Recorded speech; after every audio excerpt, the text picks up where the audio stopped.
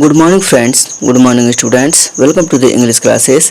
ये class 10th के English के फुटप्रिंट्स विदाउट फीट का सप्लीमेंट्री रीडर चैप्टर नंबर 9 है, the book that saved the earth by Claire Boyko. इसका आज हम लोग एग्जाम ओरिएंटेड क्वेश्चंस करेंगे और एग्जाम ओरिएंटेड क्वेश्चंस में हम लोग शॉर्ट आंसर टाइप क्वेश्चंस करेंगे। This is very important for your examination. यदि इसके पहले के चैप्टर्स की आपने वीडियो नहीं देखी है तो आप इस चैनल के प्लेलिस्ट से आप उसे देख सकते हैं। उसमें आपको शॉर्ट आंसर मिलेंगे, लॉन्ग आंसर मिलेंगे और सारे चैप्टर्स के आपको MCQs भी मिलेंगे जो एग्ज़ाम ओरिएंटेड हैं। तो आप प्लेलिस्ट को एक बार जरूर चेक करें। आइए बिना देर के स्टार्ट करते हैं short answer type questions with Hindi explanation. इसमें फर्स्ट नंबर क्वेश्चन है, how do the children's book effect Think Tank, यानी बच्चों की किताब का थिंक टैंक पर क्या प्रभाव पड़ा।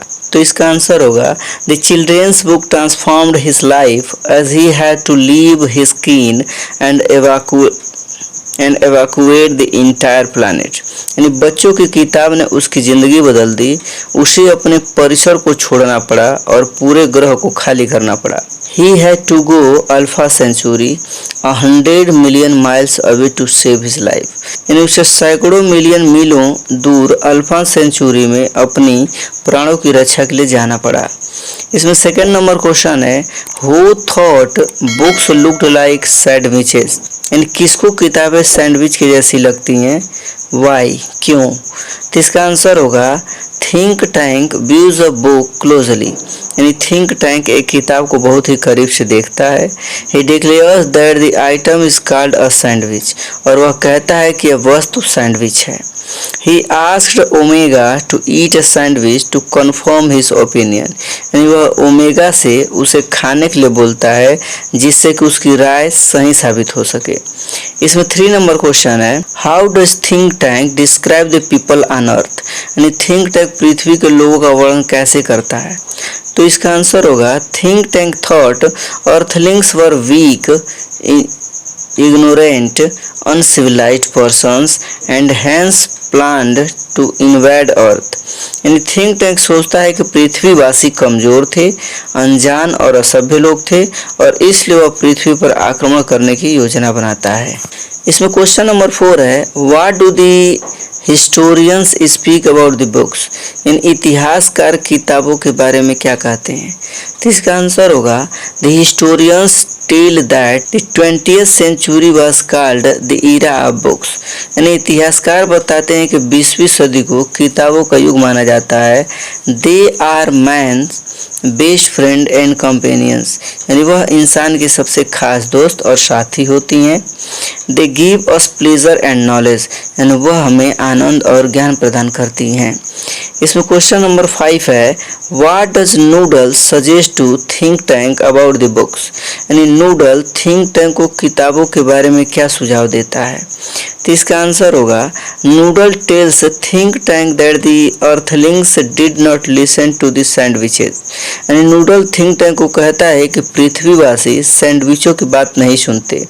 दे ओपेंड एंड वॉच्ड देम, यानी वह उन्हें खोलते हैं और देखते हैं। Think Tank had thought that the books were sandwiches, यानी थिंक टैंक सोचता है कि किताबें सैंडविच हैं।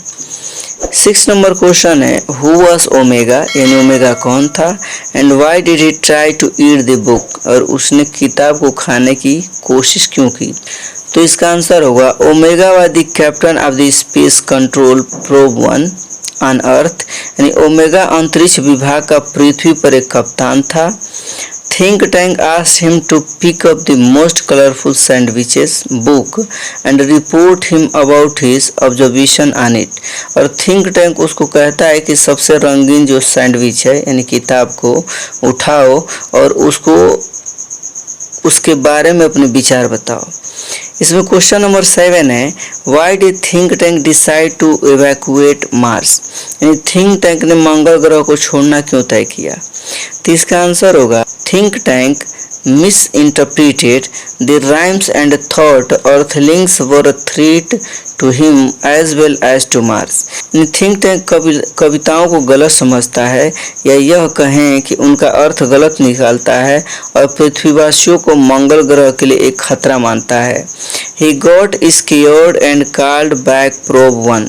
यानी वह डर जाता है और प्रोब संख्या 1 को वापस बुला लेता है। इसमें क्वेश्चन नंबर 8 है, What was think tank's wrong perception about the Humpty Dumpty rhymes. यानी हम्टी डम्टी कविता के बारे में थिंक टैंक की क्या गलत सोच थी। तो इसका आंसर होगा, think tank was an expert in miss interpreting things without going into the depth of the words. यानी थिंक टैंक एक बात के लिए प्रसिद्ध था कि वह चीज़ों की गहराई को समझे बिना उसको गलत ढंग से प्रस्तुत कर देता था। The rhyme Humpty Dumpty had a great fall makes think tank scream। यानी वह Humpty Dumpty had the great fall नामक कविता को पढ़कर चिल्ला उठता है।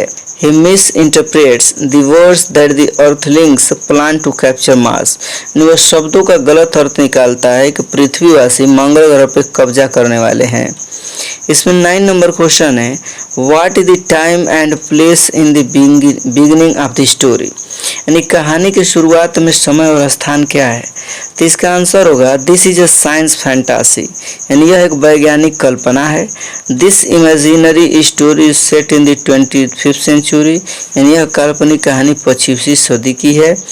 The place is the museum of ancient history. यानी इसमें जो स्थान है वह एक प्राचीन इतिहास का संग्रहालय है। इसमें क्वेश्चन नंबर 10 है, who is shown when the projector starts.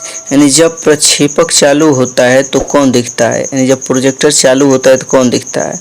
तो इसका आंसर होगा, the projector show the Mars space control room. जो प्रोजेक्टर है वो मंगल ग्रह के अंतरिक्ष नियंत्रण कक्ष को दिखाता है। We see Think Tank who is the commander in chief. यानी हम थिंक टैंक को देखते हैं जो कि प्रधान सेनापति है। He has a huge egg shaped head. यानी उसका बड़ा अंडाकार सिर है। His deputy noodle stands beside him as a switchboard। यानी उसका सहायक नूडल उसके बगल में स्विच बोर्ड के पास खड़ा है। आई होप वीडियो आपको पसंद आई होगी। पसंद आए तो अपने फ्रेंड सर्कल में अपने क्लासमेट के साथ इसे शेयर कीजिएगा। Thank you, thanks for watching.